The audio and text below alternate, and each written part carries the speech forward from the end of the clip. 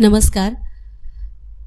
The मा मिरासदार लिखित गोष्टीच गोष्टी या कथासंग्रहाचं वाचन आपण ऐकलेलं आहे. आजपासून आपण ऐकणार आहोत शंकर पाटील लिखित वळीव या कथासंग्रहाचं वाचन.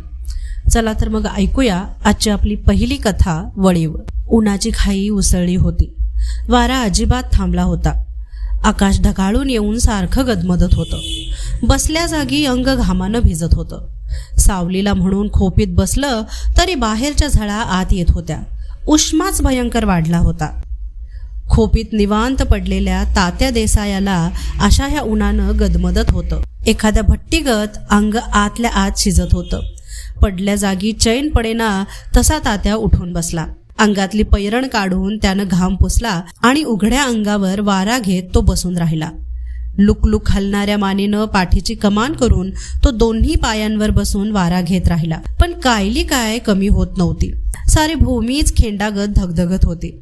गार सावलीला बसूनही अंग शिजत होतं. हवेत एक तऱ्हेचा विचित्रच उकाडा होता. वाराच बंद झाला होता. पेवात कोंडलेल्या धान्यागत माणसाची अवस्था झाली होती. पैरण हातात घेऊन तात्या एकसारखा हात हलवत होता. थरथरत्या हातांनी वारा घेऊन घेऊन तात्याचे हात भरून आले होते. हात दमले आणि काही इलाज चालेना झाला तसा तात्या आपल्या हातांचे दोन्ही पंजे भुईला रेटून गुमान बसून राहिला. बाहेर उन्हाकडे डोळे उघडून बघवत नव्हतं. बुबुळं बाहेर पडत होती. तात्या आपली मान गुडघ्यात घालून पायांच्या तळव्यांकडे बघत बसून राहिला. बसल्या बसल्या अंग घामानं चिकचिकून गेलं. तसा तात्यानं पैरणीचाच पिळा केला आणि अंगाला तिडा देऊन तो पाठ पुसू लागला. अंग कितीही पुसलं तरी घाम काही हटत नव्हता. मारुतीगत अंग सारखं पाझरतच होतं. कुठं तरी घालून घ्यावंसं वाटू लागलं. एखाद्या डोहात जाऊन उडी घ्यावीशी वाटू लागली. कायलीच सहन होईना झाली. बसल्या जागेसनच हात लांब करून तात्यानं गेळ्यातलं थंड पाणी मडक्यात घेतलं आणि गटागटा पाणी पिऊन झाल्यावर बसल्या जागी तो धापा टाकू लागला. लुकलुक हलणारी मान सावरत आणि पिपरणीच्या पानागत थरथरणाऱ्या पंजाची बोटं आधारासाठी जमिनीला टेकवून तो बसून राहिला. ऊन खाली होण्याची तो वाट बघू लागला. अशा ह्या उन्हाच्या कारात एक गडी डगर चढून वर आला आणि तात्या बसला होता त्या खोपीकडे येऊ लागला. उन्हानं टाळकं तडकू नये म्हणून त्यानं 4 पदरी धोत्राचा एक फडाणा डोईवर पांघरला होता. त्याच्या चालीबरोबर तो लपाक लपाक हलत होता. त्या आवाजानं तात्यानं खाली घातलेली मान वर उचलून विचारलं, कोण हाय र? जवळच बूट टेकून त्यानं विचारलं, म्या माळ्याचा सखुबा हाय जी. ऊन लई तावायला लागले तात्या. असं म्हणून तो पाय पसरून सप्पई बसला आणि धोत्रानं घाम पुसत म्हणाला, थंड पाणी बिनी तर काय हाय का? तो हाय बघ गेळ्यात. कुठं गेलतास इकडं अशा रखरखीत उन्हात? आधी 2 मडकी गार पाणी पिऊन तोंड पुसत सखुबा म्हणाला, गेलतो कबनूरला. आधी मधीच तिकडं का? सकाळी म्हार आला होता. तात्या दचकून म्हणाला, का र? कोण गेलं? सासरा गेला की तात्या. ते कशानं र? काय पडला होता होय? दुखणं नाही फिकणं नाही काय नाही बघा. अकस्मात बिचाऱ्याला मरण आलं. विरुद्ध दिशेला तोंड करून बसलेला तात्या सावकाश अंगाभोवती वळून बसला आणि सखुबाच्या तोंडाकडं बघत म्हणाला, असा औचितच कसा गेला गा? आता कसा? असं एकदा स्वतःशीच म्हणून सखुबा सांगू लागला. सासू भाकरी घेऊन रानात गेली. सासरा भाकरी खायला म्हणून हिरीत जाऊन हात पाय धुवून आला. पायऱ्या चढून खोपी पातूर कसा बसा आला ते भोईला कलंडला ते गप्पगारच झाला. सासू अजून भाकरीचं गटळं सोडत होती तवरच सारा खेळ आटपला. असं का म्हणून सासू जवळ जाऊन बघती तर काय बोलणं नाही चालणं नाही. सगळं जिथल्या तिथं थंड. काय कळलंच नाही. मला अमुक होतंय म्हणून सांगायला त्यानं तोंडच उघडलं नाही. काळच आला औचित्याला त्यो तरी काय करणार? काय बघा की मरान. थंड बसलेल्या तात्याच्या मनात चलबिचल सुरू झाली. भांबावलेल्या मनानं तात्या दोन्ही हात हलवून म्हणाला, सखुबा खुळ्या हे काय खरं नव्हं बघ. माणसाचा भरवसाच राहिला नाही. माणूस आता हाय तर मागणं नाही अशातली गत झाली. काय ऐकायचं आणि काय? असं म्हणून तात्या मुकाट्यानं बसून राहिला. आपली लुकलुक हलणारी मान गुडघ्यात घालून खालच्या भुईकडे नजर लावून बसला. तात्या थंड बसून राहिला तरी तळ ढवळला होता. भांड्यात पाणी घेऊन त्यात नळीनं फुंकावं तसे उमाळे वर येत होते. पावसाचं वाऱ्याचं काय म्हणून रानात जात असशीला. थंड घरात पडायचं सोडून विनाकारणी दुसऱ्याच्या जीवाला घोर लावायचा. तात्या मुका होऊन बसून राहिला. तसा सखोबा धोत्राचा फडाना पुन्हा डोक्यावर घेऊन म्हणाला, बरं उठतो आता. काय ढग बी जमल्यात, वाऱ्याच्या आधी घर गाठतो. न बोलताच तात्यानं मान हलवली आणि लपाक लपाक असं डोईवरच्या फडाण्याचा आवाज करीत सखोबा डगर उतरून गावाच्या वाटेला लागला. सखोबा लांब जाऊन दिसेनासा झाला आणि एकाएकी वाऱ्याचे झुळूक अंगावर आली. आडवं तिडवं पळत सुटलेलं वारं खोपीत शिरून अंगाभोवतीनं फिरू लागलं. खोपीचा कूड वाजू लागला. खोप गदागदा हलू लागली. डोईवरचं छप्पर अंतराळी झालं.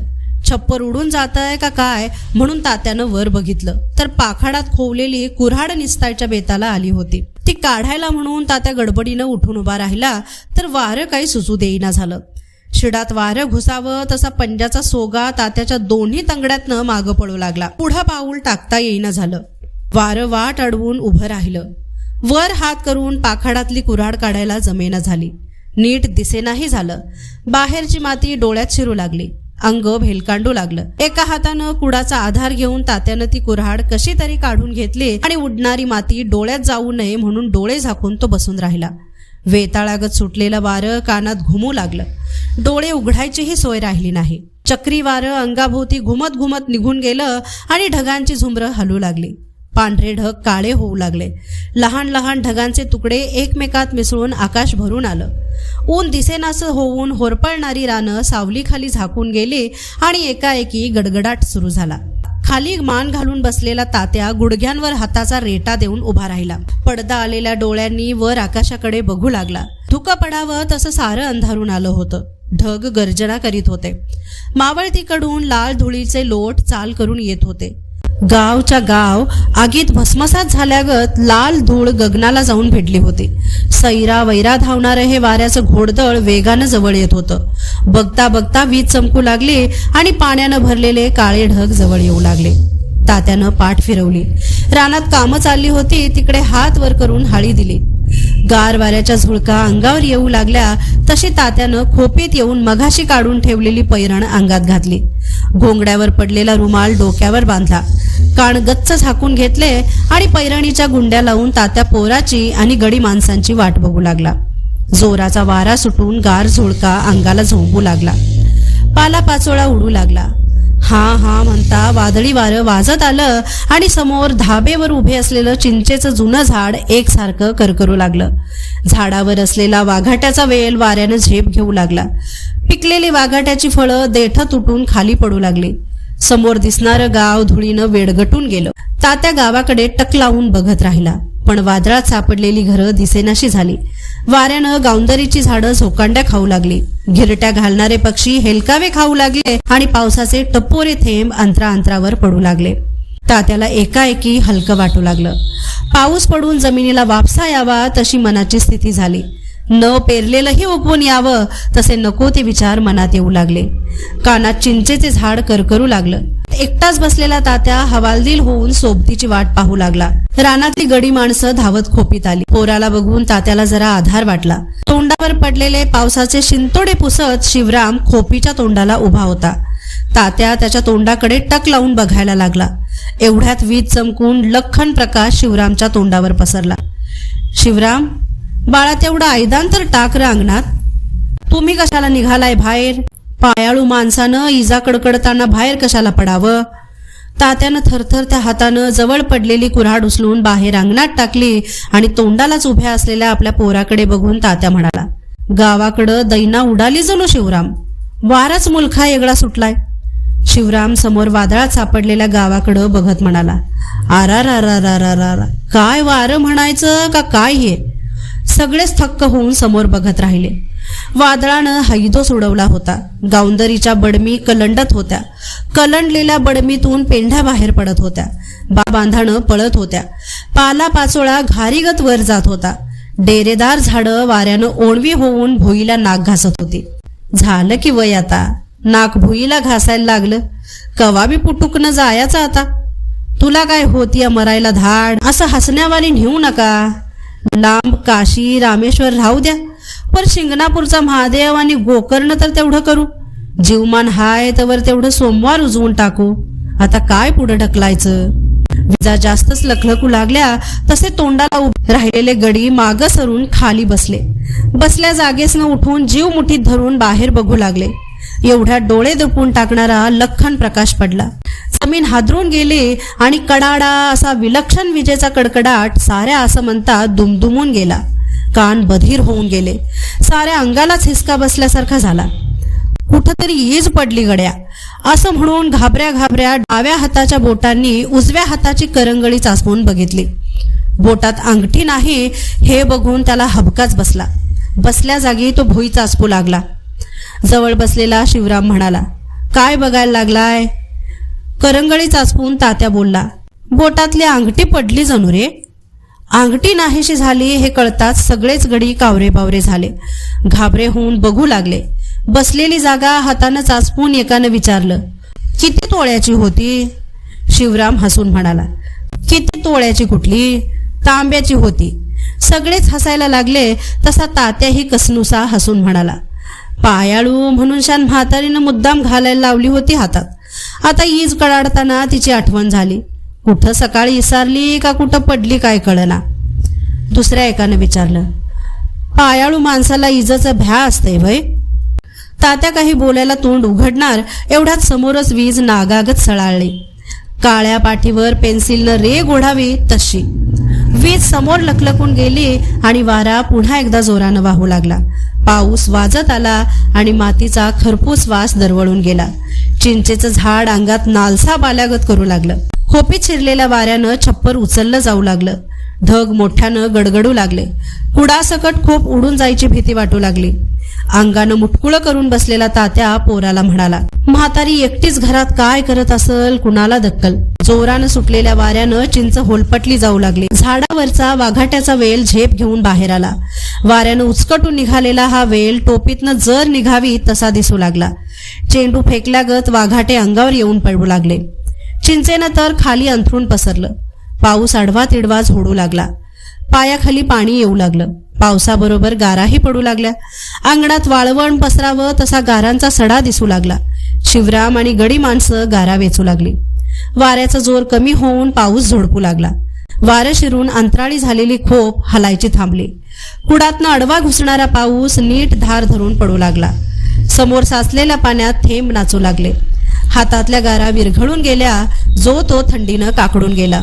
दोन्ही पाय पोटात घेऊन आणि हनुवटी गुडघ्यावर टेकून आखडून बसलेला शिवराम चंचे काढून बोलू लागला, कडवाळातली कंस किती खोडली र मारुत्या? कोपऱ्यातल्या हाऱ्याकडं बोट दाखवून मारुत्या म्हणाला, जरा कमी निम्मा हारा भरलाय की. बस एवढेच? तिसऱ्या पारी तर कडवाळात शिरलो होतो. तवर ह्या पावसानं घोटाळा केला नव. लेका पाऊस पडला हे काय वंगाळ झालं वय? दुसरा एकदम लांबनं म्हणाला, छे छे वडीव पाहिजेच होता ह्या टिपणाला. सुपारी बारीक कात्रीत शिवरामनं विचारलं, आता नांगरटीचं काम 16 आणं जमल का नाही? वीज कडाडायची थांबली. वाराही घोंगावायचा थांबला. शिवराम निरनिराळ्या कामांची चौकशी करू लागला. बोलणं सुरू झालं आणि लांब बसलेला येदुनाना जवळ येत म्हणाला, तात्या तुम्ही काहीच बोलना झालाय, जीवाला बरं हाय नव? मघापासून खिन्न मनानं एकटाच विचार करीत बसलेला तात्या एकवार खाकरून म्हणाला, सखू माळी त्याचं काय झालं? त्याचा सासरा गेला की अकस्मात गेला म्हण.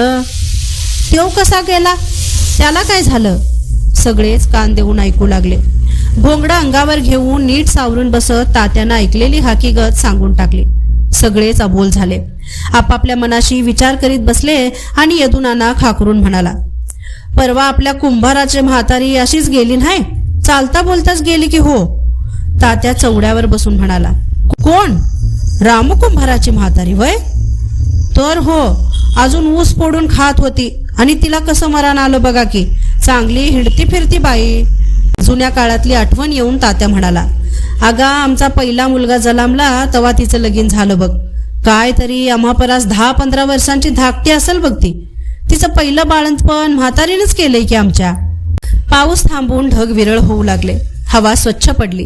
जिकडे तिकडे गारेगार होऊन गेलं. रानातल्या भेगोळ्या मुजून पाणी वर खेळू लागलं. वाऱ्यानं वेडगटलेलं गाव आता डोळ्यांना दिसू लागलं. बोलणं मध्येच सोडून तात्या बेतानं उठून उभा राहिला. त्यानं घोंगड्याची खोळ डोक्यावर घेतली आणि कानाला लागणारी काठी हातात घेऊन तो न बोलताच उठून चालू लागला. तात्या हातात काठी घेऊन बाहेर पडला तसा शिवराम म्हणाला, कुठं निघाला? जातो की घराकडं. काय खूळ लागलंय काय? पांदीला पाणी किती असेल आणि कसं जाणार? पांदीला पाणी असलं तर उपाध्याच्या रानातनं आडवा जाईन तसा, आणि चिखलातनं पाय निघल का वर? निघतोय आपणच, असं म्हणून तात्या कुणाचंच न ऐकता पुढं जाऊ लागला. वाटेत पडलेली कुऱ्हाड बघून तो उभा राहिला आणि शिवरामला म्हणाला, शिवराम, गड्या, आपल्या परड्यातल्या लिंबाचं झाड तेवढं तोडायचं बघ. ते कशाला? हाय ती सावली बी नाहीशी करायची भय. उन्हात जनावर बिनावर बांधायला येतं. तसं नव्हं, लिंब इजला धार्जिना असतो. ही मुद्दाम कलागत ठेवायची कशाला? ते उद्या तोडायचं बघ, आज सांच्याला जुळणी करून ठेव. असं म्हणून तात्या डगर उतरून खाली जाऊ लागला. पावसाचं पाणी अजून डगरीवरनं खाली पळत होतं. तात्या बेतानं डगर उतरू लागला. काठीनं आधी अंदाज घेऊन मग पाऊल उचलू लागला. एवढ्यात त्याचा एक पुतण्या धापा टाकत गावाकडनं पळत येताना दिसला. पांदीनं येताना त्याचे पाय गुडघ्यापर्यंत चिखलानं भरले होते. राड लागून धोतर घाण होऊ नये म्हणून त्यानं ते मांडीपर्यंत वर खोवून घेतलं होतं. त्याला जवळ येताना बघून तात्या डगरीवरच उभा राहिला. हातापायातनं वारं गेलेल्या त्याच्या पायाला खालच्या पाण्याची ओढ लागू लागली. पायाखालनं पळणारं पाणी तात्याला हलवू लागलं. धापा टाकत आलेला पुतण्या जवळ आला आणि त्याने एक आवंडा गिळून कसं बसं विचारलं, का र, पळत का आलास? पळू नको तर काय करू? तात्या त्या डगरीवरच मटकन खाली बसत म्हणाला, काय झालं र? होतंय काय? काकी दम खाऊ दिना झाल्यागत नवं. जा बघून ये जा, मला सांगायला लवकर ये म्हणून शान नुसता धायटा उडवलाय मगाधरनं. पावसात पिटाळायला लागल्यात. आता मग काय करायचं सांगा? असं म्हणून त्यानं हाताची मूठ पुढं केली आणि तो बजावून म्हणाला, बरं, मी जातो गडबडीनं माघारी सांगायला, पण ही आगटी धरा बघू, अगदी आठवणीनं घालायला सांगितलंय. हातावर ठेवलेल्या त्या तांब्याच्या अंगठीकडे तात्या मऊ घातल्यागत बघतच राहिला. कथा आवडल्यास चॅनलला लाईक, शेअर आणि सबस्क्राईब करायला विसरू नका. धन्यवाद.